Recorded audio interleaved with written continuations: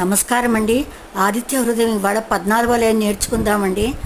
ఆతపి మండలి మృత్యు పింగళ సర్వతాపన కవిర్విశ్వో మహాతేజ రక్త సర్వభవోద్భవ.